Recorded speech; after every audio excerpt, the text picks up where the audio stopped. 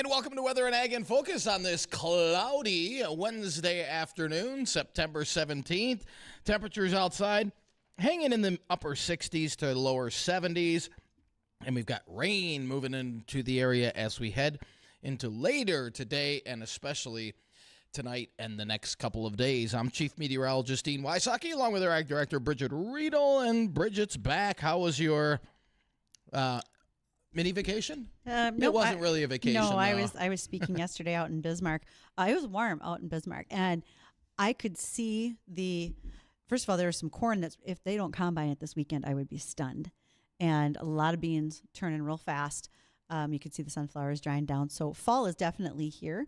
And I know you've said we're going to cool down, rain, and then it's going to be back into the 90s next week, which will 80s.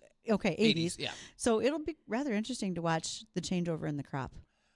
Quickly, and just over the last week. Well, really? Yes.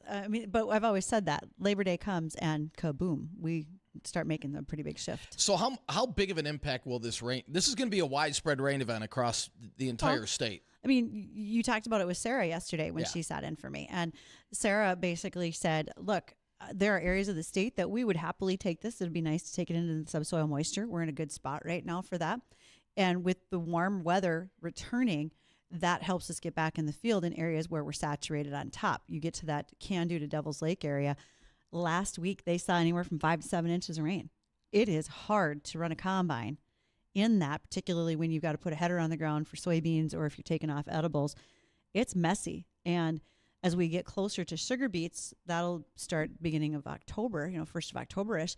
We don't like a lot of rainfall then because you got to pull trucks in the field. You got mud on the beets, and mud on the beets going to the pilers create hot spots and rot. Right. And we don't want that. Okay.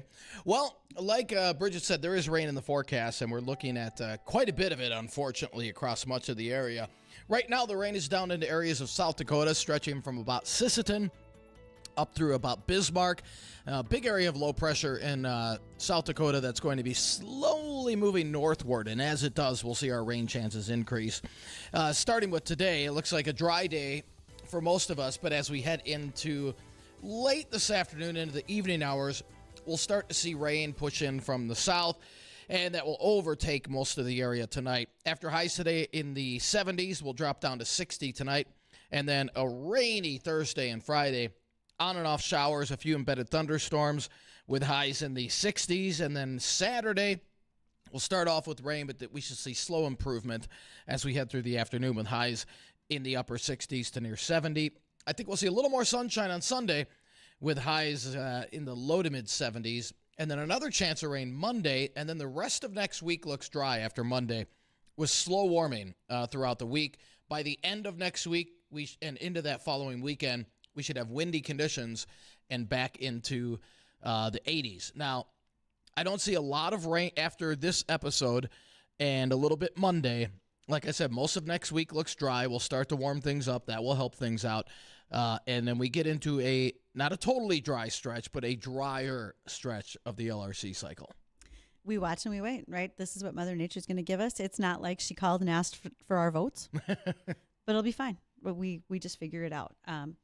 You guys talked yesterday about how much snow we had in 2019, and that fall, that was sort of the kickoff to a tough spring to try to get planting done. And we can say that we don't want it, but again, we just have to take whatever we get and manage it. And I've already had a lot of people reach out, ask what this winter is going to be like. It's just my easy, simple answer. It's a little too early to tell. We're getting indications it's going to be colder than normal. But stormier than normal, that is the big question mark. So, again, we'll have to wait until that new LRC cycle sets up, which is in about 3 weeks. Well, we'll start to see that and then see how that unfolds from early October through mid-November. Well, if it's going to be wet and rainy, things get messy. And remember, we are coming to you from the new Coral Laundromat Studios. And if you have things that need to be taken care of there, such as the big, bulky comforters, rugs, you think about some of those area rugs in our mud rooms that wind up picking up all the dirt and grime that come in from harvest. You can take those, you can do a self-service or a drop-off at the new Coral Laundromat. It is open, 3620 Veterans Boulevard in Fargo. And believe me, farming is a messy business.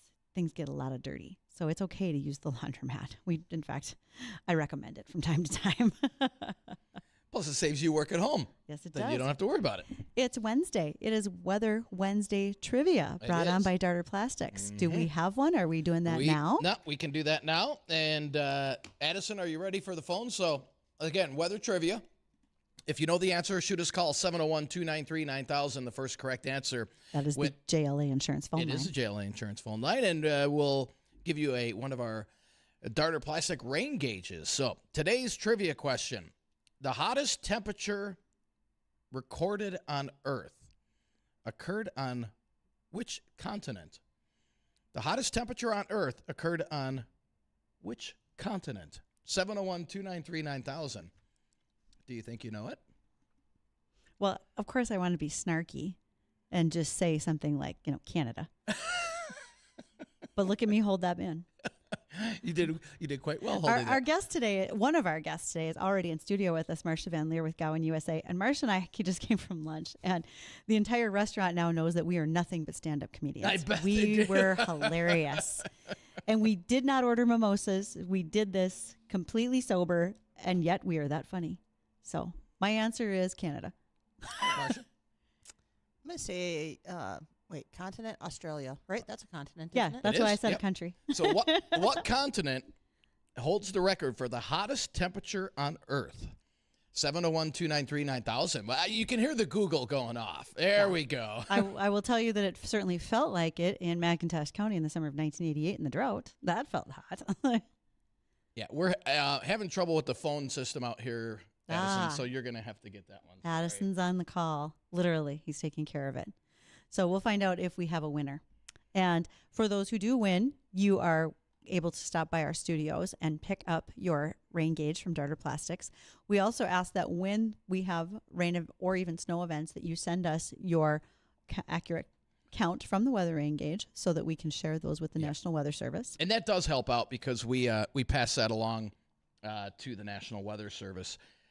Addison, you're going to have to pipe that through. I have no control over the phones out here. Our screen is You could have just stopped blind. with, we have no control. Yeah, that's true. Well, we knew that at the start of the show. Absolutely. So we got Mike on line one. Mike, what do you think the correct answer is? Continent's Africa. That is not correct. That's what I thought, too. I thought when I looked this up, I thought for sure that was the answer. I like Mike's confidence. Mike, thank you, boy. And he said it with confidence, Very too. much, yes. So, 701-293-9000. Hottest temperature on Earth occurred on which continent? Please remember, if you want to watch the antics behind the scenes, especially as we make these comments, you can reach us not only by listening and answering us on the JLA Insurance phone line, but you can follow us on Facebook, YouTube, and Acres TV. All right, we have a caller. What's your name and your guess? My name's Eric, and I'm thinking it's probably, Death Valley in North America, isn't it? Bingo. Yeah, see, I thought it would have been Africa too, but you are correct. 134 degrees in Furnace Creek Ranch, California, out there in Death Valley. How hot was it? 134.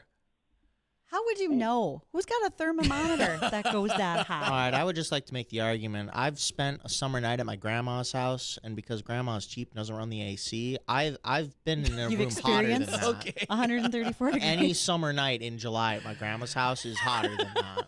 You're not wrong, man. Well, Yeah, you could cook some eggs on the sidewalk there, I bet. oh, easily. No doubt about it. Well, hang on. Addison will get your information, and you know where our studios are, correct?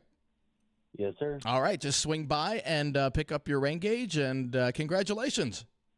Hey, thanks. All right. So, yeah, Death Valley out in California. That sounds awful. I'm not vacationing there, nor am I going to Addison's grandma's house. I just decided. I'm surprised My Addison. dad's apartment's just as bad. Just saying. See, no, I think Whoa. Addison should buy his grandma a new air conditioner if that's the case. If we were talking about grandma's house, I just want to point out that grandma, when she would fire up that stove, and she had one upstairs and downstairs, and in the spring, when it was just starting to get warm out, you could literally watch the condensation roll down the walls. And we couldn't open the windows because she still had the storm windows on, not the screens. It was, wow. I grew up in an old farmhouse that had no air conditioning, and let me tell you, during canning season, it sucked. It's awful. Oh, it was like, really? Seriously? Yeah, you got a dirty look for turning on a hairdryer, but yeah, mom's cranking out a pressure canner in the kitchen. Oh, yeah, yeah. gas stove. It's like, oh, this is yeah. just not awesome. Well- Can I go out to the haymow, please? Can I? Well, this kind of conversation will continue, sort of. We will be joined this afternoon by Sarah Lovas, who was guest host for me yesterday. Sarah and I and Marsha are part of the Professional Ag Ladies, and we have a list of topics. Some came from listeners. Some are things that we have been incurring in agronomy recently, and we want to talk about those things. We'll give Dean a cowbell again, so when there's something we talk about that he's like, what? He can ring the bell. And again, for those of you who have questions, you can also reach us, the JLA Insurance phone line, 701-293-9000.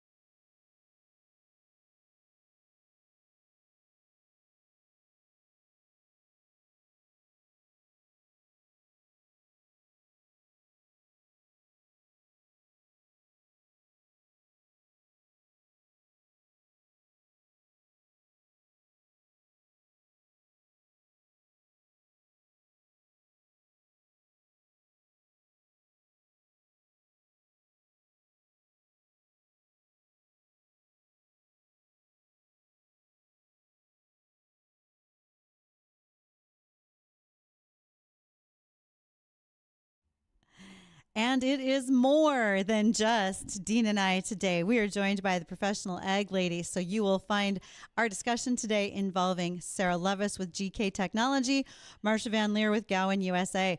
Our other regular who would join us for professional ag ladies, Sherry Cook, she's off at work today. She had a meeting out of state she could not skip out on.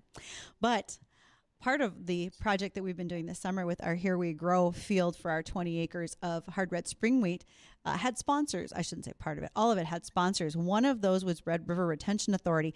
And Red River Retention Authority is planning projects all season long. They have a meeting coming up on October 8th. It'll be in Grand Forks. That is open to the public, talking about projects that they have done, what they are considering in the future. There's a whole agenda. If you are curious and would like to attend along with me, you can do that. Again, that's October 8th in Grand Forks. One of our sponsors is also Gowan USA. And Marsha, instead of me talking about Gowan today, how about you talk about Gowan? Sure. Okay, you have on my list, you have Domark, Affiance, and Badge SC. So what are the quick points on those three things? So Domark Affiance, Domark right now on sugar beets, fields aren't open yet. There's a 14-day pre-harvest if we're still running to Cercospora. So we can still hit Domark, we can still hit Badge. Affiance, we're probably a little bit out of that window, but all three are fungicides. All Domark and Affiance are systemic, and we should be using them on their sugar beets and corn and soybeans and edible beans and, All anything. Okay. Quick question on Cercospora. We had Don Kinsler in here about 2 weeks ago, and we talked about lilac bushes that are currently dropping their leaves pretty heavily, and it's a pseudo-Cercospora fungus that's doing it. So I'm going to need a little research from you. If I can use Domark, as you said, for Cercospora and sugar beets, could it be labeled on lilacs and other yard ornamentals that I could be spraying it in the spring? I will find out. See, that's the correct answer. I don't know, but I'll find out. And that's what I like to hear. All right. Sarah is joining us remotely today. All right, Sarah, quick question for you, and that is, how fast and heavy are maps rolling in right now for prescriptions for fall fertilizer? Is there an interest in doing fall fertilizer, or has that slowed down a little bit? Well, Bridgette, that is a great question. And actually, I don't think I've had a lot of call for prescriptions yet. I apologize. I might be losing my voice. And so not a lot for prescriptions right now, but lots of maps for making zones. What does that mean? We create zones in a field, meaning that we will figure out how to differentiate areas of the field that act the same or different from one another. And then we will treat each one of those zones as if it's its own field. And we will soil sample each one of those zones separately so that we have that information. And then we can make the fertilizer prescriptions later on. So there's a lot of zone creation going on right now. There's also a lot of surface drainage mapping going on. We make surface drainage maps that look like that explain where the water wants to flow when a droplet falls on the field, and so there's a lot of that going on right now. And yeah, it's pretty busy. So Rarely are there dull moments in ag. So, Sarah, I have a question. Sarah, I have a question for you. When it comes to zones, ideally, how many zones is like the perfect number for a field? The perfect number of zones for a field is the one that describes the variability the best. So thereby, it depends. You know how Dean said earlier that he can't exactly forecast the winter weather for this year? Well, I can't exactly tell you what. Thanks. Sorry, Dean. I can't exactly tell you the exact number of zones for every single field. Oftentimes, from my there's a lot of different ways to think about creating zones. The way that I think about it is productivity based. So the areas of the field that would have greater productivity potential and lesser productivity potential, and I try to differentiate those areas out. Usually, I start with 5 zones, but can separate them out further. For example, perhaps you have areas of a field that are low producing. but they might be two separate areas. Statistically speaking, they've got very similar yields. They're low yields, but they're for different reasons. Maybe one is a low area that is salty and very wet, and maybe the other one is a droughty hilltop, in which case then I can separate those out and create a 6 zone. And I have done these kinds of practices up to like 8 zones in a couple of places where I felt like we really needed that differentiation. Keep in mind, when you get to places like Montana, some of those fields are like 1,200 acres in size. Yeah. So a few more zones is okay. Been there. No cowbell out of you, Dean? I was just reaching for it. Okay. So anything come to mind out of there? That was something that we were talking about? What was that? Anything that came to mind out of there that we were talking about with questions? I'm gonna totally want you to jump in whenever. Not yet. Okay. I didn't want to interrupt, so I was gonna let Sarah keep going. Okay. All right. We have plenty of things to discuss today, and one of them, I don't want to shortchange this, so I really want to bring it up after we go to our news at the bottom of the hour. A listener question, and a question that's been posed to several of us on social media, has been: will artificial intelligence replace agronomists? Okay, and so let me just set this up for us to discuss when we come back. But when you think about your agronomists, these are folks that are on the ground, literally in your fields, that are helping you determine threshold levels for bugs, for disease. They're scouting weeds. They're making your recommendations for fertilizer, seed input, weed control. They're probably giving you advice on your planter and other pieces of equipment in the field. And they really become good business advisors for your farm. Can AI replace that? Well, we'll talk about that when we return and see what the opinions might be. Could they replace meteorologists too? Well, there's a lot of discussion, and we're going to have the opinions of the professional ag ladies on this deal when we return.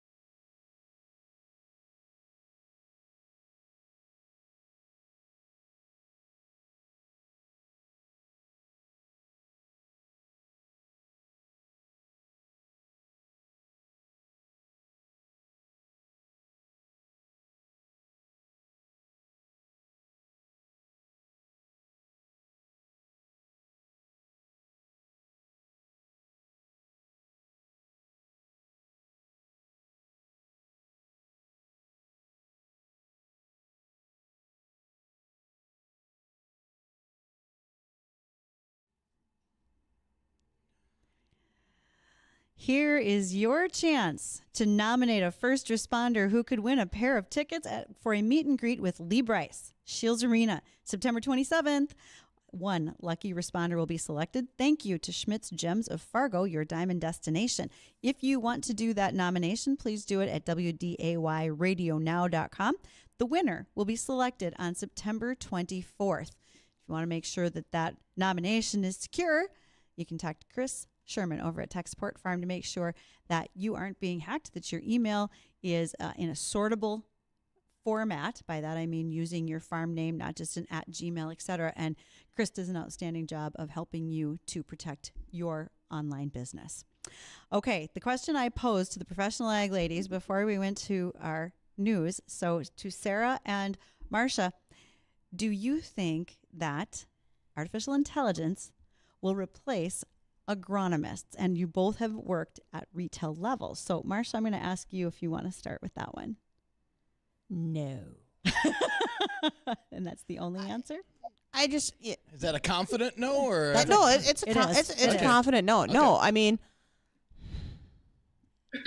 computers and AI and technology are awesome tools. They help us with a lot of things, but there's still that personal touch that a person needs. There's stuff that can't be picked up necessarily in photos or satellite imagery that your agronomist, your consultant is going to pick up. Plus, also, who's going to be your ear?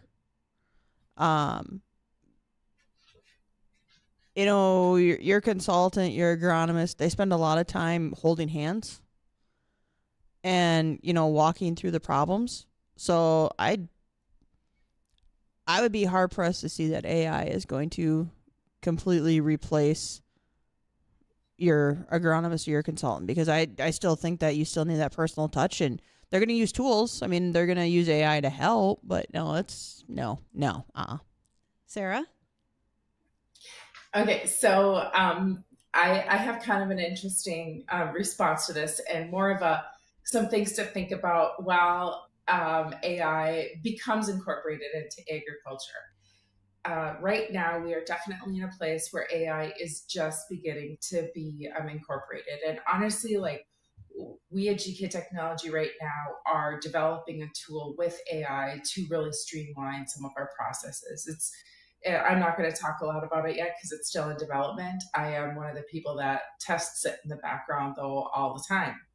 And and it has some really good things to it, but it hasn't quite completely gotten to the point where we can confidently release it for 100%. And I'm not sure if that's going to be our goal to accomplish 100% of the task.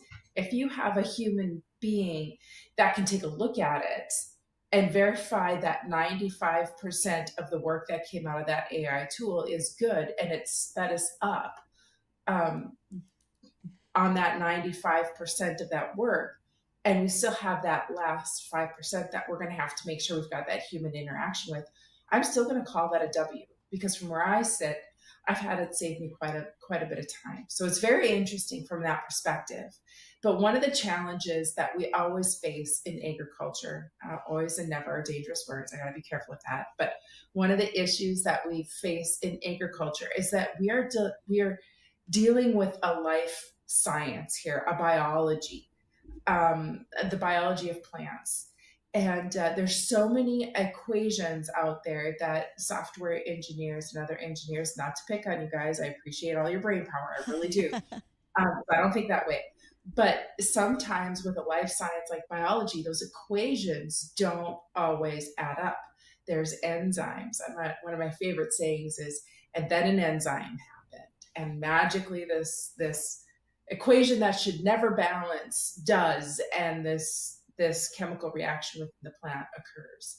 So we always need to remember that. And we have things that occur in the field naturally that we don't expect. Remember, computers and AI, they like things to be predictable and very able to be very sequential. And that doesn't always happen. And so when that doesn't happen, you still have to have that human interaction. So there's a big, huge, long soapbox. But Bridgette's question really was, is AI going to replace an agronomist? Well, it isn't yet today. Will it into the future? I don't know. But there certainly are places where AI can definitely help us be more effective or do our jobs quicker, so we can just get things done faster. I hear the cowbell. Do you want me to show you how to ring that bell? What the There world? we go. All There. right. So I think I spent all day on the radio yesterday. You're not going to offend. I figured for the fun of it, I'll ask AI that same question. And what popped up was, AI is highly unlikely to take over agriculture entirely. Instead, AI is transforming the industry by automating repetitive tasks, enhancing productivity, and promoting sustainability, which empowers farmers rather than replacing them. Human judgment and expertise will remain essential for strategic decision-making and managing AI-assisted operations. So especially if we think about like food processing, et cetera, that's a great place that AI can step in and help with some of those repetitive tasks. I also think we have to remember that AI can be as simple as what we do with autonomy in our tractors. Precision, whether it's automatic shutoffs on our sprayers using the cameras on the booms, all of that is AI. But I also think two other points we want to make. Ag is very much a belly-to-belly business, meaning we build relationships, we do business deals on handshakes.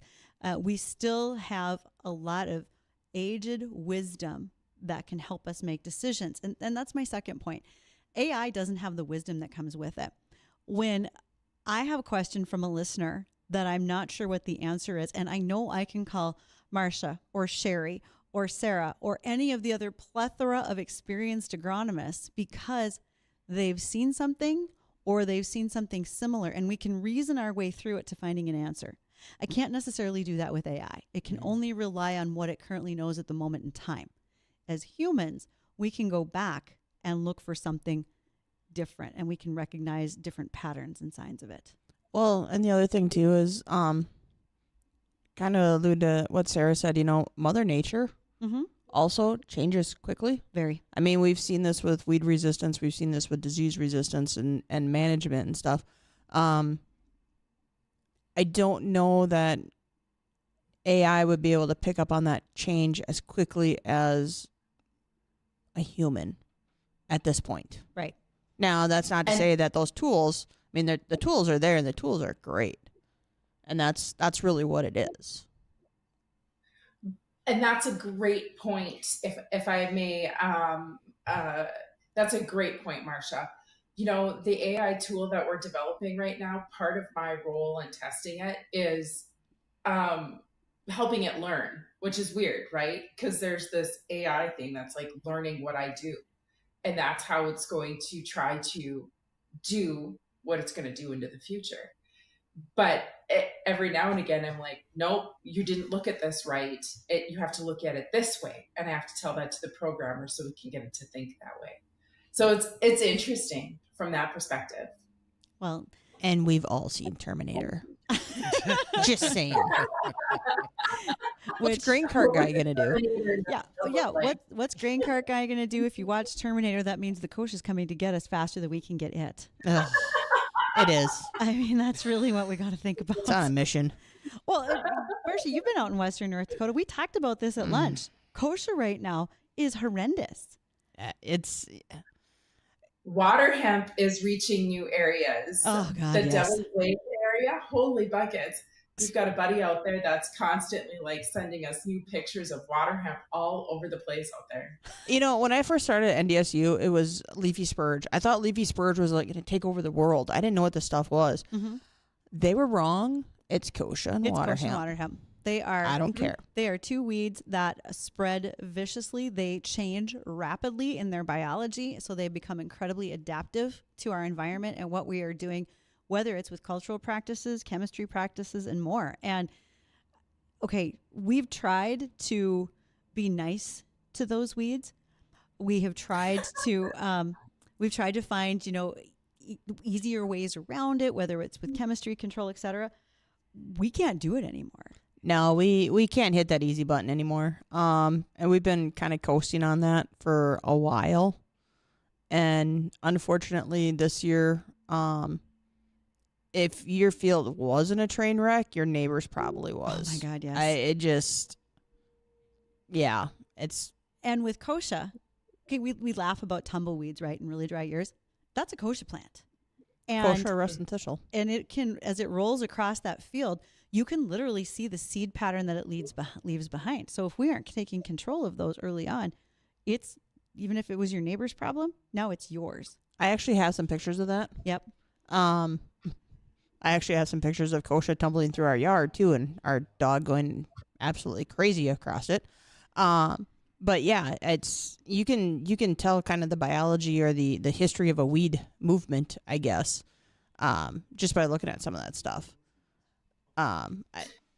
It's just crazy. Okay, hang on. It's really Hang on. Dean's got a listener caller. Yeah, we got Steve on line 1. Steve, welcome to Weather and Ag in Focus. What's going on? Well, it's 70 degrees in New Jersey. Thank you. Calling from New Jersey. What's on your mind, Steve? What's on my mind? All this talk about AI. I mean, also the fact that having Marsha and Sarah in the same vicinity. This is awesome. I'm a big fan. And, let's talk about AI. Just a really quick question off the top of my head. I admit I'm just doing this kind of blind here. Did you ever think many years ago that we'd be having these kind of conversations, or it's just now it'd be business as usual? Oh, that's actually, we wouldn't have to worry about. That's a pretty good question, actually. I did not foresee all of this coming 20, 30 years ago. Mm-hmm. so 20, 30 years ago, we were still Palm Pilots. Yeah. No, none of us saw that. I mean, we were still, fence row on corn planting and stuff. It was all done with markers. And you don't see the equipment having even that. It's the equipment has the technology and stuff. So yeah, 20, 30 years ago. Oh God, no. we actually do at the home office in Halstead, Minnesota, have an iPack that was used to be hooked up to a GPS to go out and mark things with ADMS software. And I'm calling in today to the radio from the map cave here. So I'm sitting with my 3 screens so I can do my mapping. I don't get to the field actually that often anymore, which is sad. I never thought in a million years my agriculture career would end me up like behind computers all day long. It's interesting. So Steve asked an awesome question, and we have one more listener question to build on that. And so Steve, you kicked something off here. What breakthrough in ag and agronomy do you think AI could achieve? Whether this is something like a super crop or a major breakthrough, even though we haven't just been able to do it yet and people have been working on it for a long time. Do we know what the next major thing might be? Sarah's probably already building it over at GK Technology and we don't even know yet. It's interesting because I think every generation has their great technology that they can really think about. When the hydrostatic transmission came out, when I think in my lifetime so far, the greatest technologies that agriculture have had an opportunity to glean is GPS and also GMO technology and seeds. I think those are probably the 2 greatest things. But it's interesting. I came to that conclusion a few years ago. And I feel like even at that point in time, those things were pretty well integrated into the agricultural system. So it's interesting. Sometimes I don't think we always realize what that next greatest technology is until after it's incorporated in. You kind of reflect on how it's changed things. And so, I don't know what that next great thing is, but I do think that AI is definitely part of what's going on. Maybe pesticide use reduction, not from actual reduction in pesticide use, but coming up with ways that we can be more targeted in making sure that we're just hitting the weeds or, those sorts of things. Okay, what was the question again? What do you think the next big breakthrough is going to be? With using AI? Maybe it solves something. Sorry about that. No, No, you're good. no, that's okay. Because I was actually going back. I'm sitting there, and when you were talking about GPS, I mean, do you remember the light bars? Yeah, they were a big deal. And when I first started scouting, like when I was an intern, I had to use this like radar type. I don't even remember what it was. It was like a mileage counter thing that I was trying to map with, and yeah, that was a little scary. I don't like super crop. Okay. I really don't like that word because that tends to, when we get super crops, then we end up with like super problems. Yes, we do. And every time we have. So super crop isn't the way I'd go. I would love to see like AI come out with maybe a whole new way to get a mode of action out. Yes. We have no new modes of action coming out, and weed resistance and stuff like that. I would love to see AI really work on that. I think as far as what could AI do for us, that's been that technology we've been working on that we haven't quite got there yet. I think we are on the cusp of some of our crops being able to be a little more self-sustaining. And by that, I just had a headline earlier this week about a wheat that can fertilize itself. We know that soybeans can fix their own nitrogen. Most legumes can. But this is a wheat that will take literally its own plant secretions, pull nitrogen from the air, and create some of its own fertilizer. Not everything that it would need, but certainly would supplement what's available. And you would not need as much synthetic fertilizer as an additive, particularly if you're in high drought areas and you still want to continue to raise wheat. One of the things we've done across the globe is we've taught each other how to grow wheat, and we can grow it really well. Now, what can we do better with it? Wheat is still the number one consumed crop globally. Rice is number two.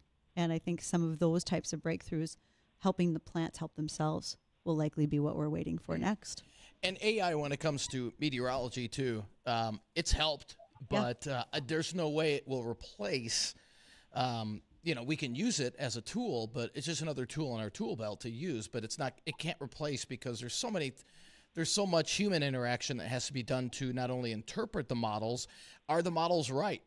We all know they're not. Yeah. I mean, so you need that human interaction to be able to decipher which model is correct, which model isn't. So I think the same kind of thing. It's another tool in our tool belt to use, but it's not going to replace. We're going to run out of minutes in the show before we get a chance to answer a whole lot more. But thank you to Steve for calling in and asking that. That really kicked off a good question that then was supplemented by what one of our listeners, Justin, wanted to ask as well. And before we get to the end of the hour, I want to make sure to say thank you. Marsha's here in studio with Gowan USA. They are one of our sponsors for our September Suicide Awareness Series. We want to help folks understand what is going on in our farming community right now, whether it's farmers, ranchers, and others in the industry that are really carrying that heavy burden in silence of stress, anxiety, and so much more. And thank you to Prairie St. John, Maple River Grain and Agronomy, again, Gowan USA, and Valley Christian Counseling for being sponsors and helping us emphasize programming specific to Thursdays each week in September that will focus on resources and help. In fact, that'll be one of the things we do on air tomorrow. We're going to talk about that suicide awareness. Well, let's get a quick recap of the weather here before we end our day. We've got cloudy skies out there right now. Temperatures in the upper 60s to the low 70s. Taking a look at radar right now, there's some showers just south of the border, stretching from about Sisseton, stretching up towards Ellendale and out towards Bismarck. All of that rotating northward. So areas around Wahpeton, you're going to be seeing a little light sprinkle activity within the next couple of hours, and eventually that's going to be rotating north into the FM area as we head towards sunset. And then a more widespread rain envelops the area as we head into overnight, and especially tomorrow and Friday.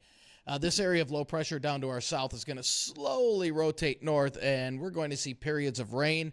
And some of that could be heavy at times, some widespread inch rainfall totals. Some spots could pick up as much as 2 inches, and we're talking across most of the central eastern part of the state, down into South Dakota and into Lakes Country as well. So this isn't this is a widespread event, with the heaviest being just west of the valley, it looks like. Between, let's say, Valley City and Bismarck, some of those areas could pick up easily 2 inches of rain over the next 48 to 60 hours. Big thank you to the professional egg ladies. Sarah, Sherry is here in spirit, as well as Marsha for being with us today as we talk through AI and agriculture. Well, thank you, everybody, for joining us today on Weather and Ag in Focus. Don't go anywhere. The Jay Thomas Show is coming up next.